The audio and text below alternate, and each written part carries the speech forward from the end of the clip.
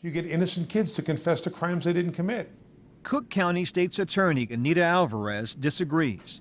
Responding to public pressure, she set up a new unit within her office to re-examine questionable prosecutions. But she defends the actions of the police in these two cases. We have not uncovered any evidence of any misconduct by the police officers or the state's attorneys that took the statements in these cases. Alvarez still believes the confession Terrell Swift gave in the Anita Glover case, despite the fact there was no DNA evidence linking him or the others to the crime. Did you find any of the boys' DNA on the victim? No, we didn't. Did you find any of their DNA in the basement of the house? No. How do you explain that? The boys would say they raped a woman and there not be any DNA evidence. Doesn't it strike you as odd? Well, we would love to have DNA on everything and every piece of evidence that we have in every crime, but it doesn't necessarily, occur. Last year, the Innocence Project retested the one DNA sample that was recovered inside the victim, Nina Glover.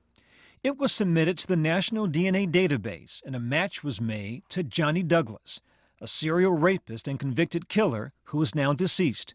But the new discovery did not change Anita Alvarez's mind. You find out years later that, in fact, the DNA found inside the victim's body belonged to Johnny Douglas. And Johnny Douglas is a convicted serial rapist and murderer. That doesn't tell you that he most likely is the person who killed this woman? No, it doesn't. Prosecutors rejected the DNA evidence and instead came up with an unusual theory to explain it all away. They suggest perhaps after the kids killed her, this man wandered by and committed an act of necrophilia. Necrophilia. A lot of our viewers won't know what that means.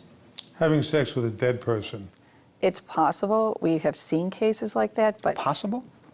It is. And we've seen it in other cases. It's possible that this convicted rapist wandered past an open field and had sex with a 14-year-old girl who's dead.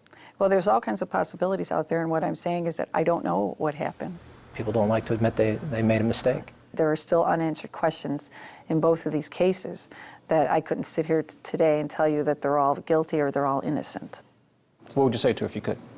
I was wrongfully incarcerated for 15 years, and you're still fighting my innocence. Not only mine, but my co-defendants. What else needs to be done? During our interview, Terrell's mother, who was in the room at the time, became emotional. I can hear you crying over there. Why are you still shedding tears? That was hard, to actually have your child taken away from you. And he was innocent, and I knew this from the beginning. But what could I do? I'd be able to get my child, my baby, my firstborn. That was hard, and it still is. Yeah. We came through it with the grace of God.